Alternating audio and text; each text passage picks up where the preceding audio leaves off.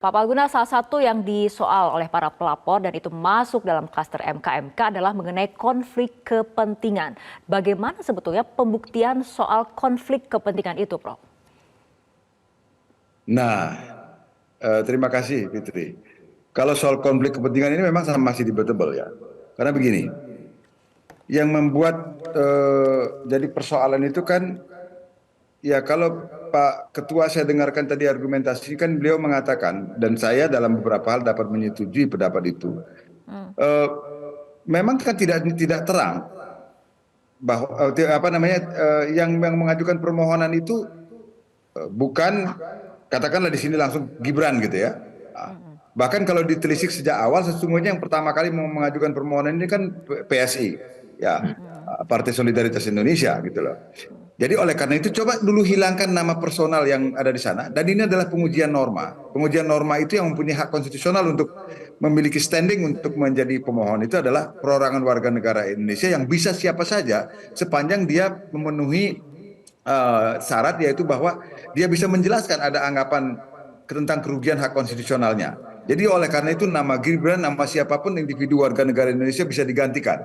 Ya, yang menjadi jadi kalau lihat dalam konteks itu secara legal memang masih debatable apakah betul terdapat konflik kepentingan. Nah, satu hal yang sudah jelas adalah bahwa menurut prinsip imparsialitas yang merupakan prinsip kedua dari Sabta Karsa Utama, yaitu Kode Etik dan Pedoman Perilaku Hakim Konstitusi, jika ada konflik kepentingan itu, memang tidak ada pilihan lain bagi hakim kecuali mengundurkan diri dari ikut memeriksa perkara itu, kecuali jika pengunduran diri itu mengakibatkan tidak korumnya baik persidangan mahkamah maupun pengambilan keputusan. Itu batasannya. Jadi yang menjadi soal sekarang bukan soal harus mundurnya. Kalau soal mundur itu sudah harus menurut kode etik ya, dengan pengecualian tadi. Tapi yang ketika menjadi perdebatan faktanya sekarang adalah, saat ini kenyataannya Anwar Usman tidak mundur, Pak, seperti apa? jadi itu perdebatan, makanya saya mengeluarkan itu kan perdebatannya soal ada atau tidaknya konflik kepentingan itu. Nah, umpamanya pertanyaannya kan kemudian, misalnya kalau saya yang mengajukan, adakah konflik kepentingan itu? Nah, karena kan di sini hanya memang disebut di dalam permohonan itu oleh pemohon yang kemudian perkaranya ternyata dikabulkan gitu ya. Itu ada nama Gibran yang disebut-sebut di sana kan. Nah, tetapi begini loh Fitri, kalau menurut saya ya, terlepas dari ada atau tidak konflik kepentingan itu, ada prinsip lain yang sesungguhnya yang harus dipertimbangkan gitu kan, yaitu yang namanya prinsip independensi kan gitu. Prinsip independensi poin ke-6 itu mengatakan di Sabta Karsa Utama itu bahwa hakim konstitusi harus menjaga dan menunjukkan citra independen serta memajukan standar perilaku yang tinggi guna memperkuat kepercayaan masyarakat terhadap mahkamah. Apa yang bisa kita lihat dari prinsip ini? Apa yang bisa kita simak dari prinsip ini? Maksudnya itu adalah manakala sudah terjadi katakanlah persepsi di dalam masyarakat, dan persepsi itu sangat mengganggu yang kemudian berpengaruh terhadap kredibilitas Mahkamah Konstitusi, maka sekali lagi dengan menekankan bahwa saya sama sekali tidak ada konflik kepentingan dalam perkara ini. Namun demi menjaga prinsip independensi karena perkembangan pendapat sudah sedemikian rupa, maka sebaiknya saya tidak ikut memutus perkara ini. Mungkin itu yang dimaksud oleh Bang Julius ini dalam persoalan ini ya, salah satunya barangkali begitu. Gitu. Baik, mungkin tanggapannya sedikit Mas Julius.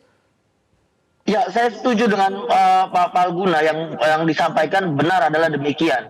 Tapi jangan lupa ada satu pendapat yang masuk ke dalam putusan dari Saldi Isra dan juga dari Prof. Arief Hidayat mengatakan bahwa Anwar Usman menggunakan dalil untuk tidak memeriksa perkara di gelombang pertama dengan alasan konflik kepentingan.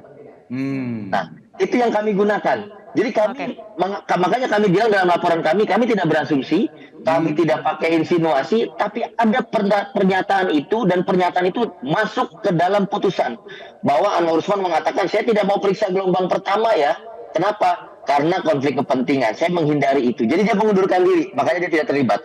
Nah, itu pertama. Dan di situ ada PSI, meskipun saat itu PSI belum diketuai oleh Kaisang.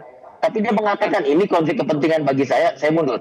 Nah, tapi Baik. sebaliknya, ketika memeriksa perkara gelombang kedua, dia mengatakan, maaf, saya bukan konflik kepentingan, tapi sakit perut. Ini kan bahaya betul seperti ini. Itu yang pertama. Yang kedua adalah saya ingin merujuk kepada Undang-Undang Nomor 48 tahun 2009 tentang kekuasaan kehakiman yang juga berlaku bagi hakim konstitusi, Fitri. Ya, di sana di dalam pasal 17 ayat 5 mengatakan jika memiliki kepentingan langsung dan atau tidak langsung. Oke. Gitu. Langsung dan atau tidak langsung. Saya pikir ini juga jembatan yang kita kenal sebagai istilah ada potensi konflik kepentingan. Jadi bukan hanya faktual konflik kepentingan yang terjadi, tapi ketika sudah ada potensi, dia harus menghindari. Oke. Dan ini bukan hanya hakim, tapi panitera juga harus demikian. Baik. Gitu, Fitri.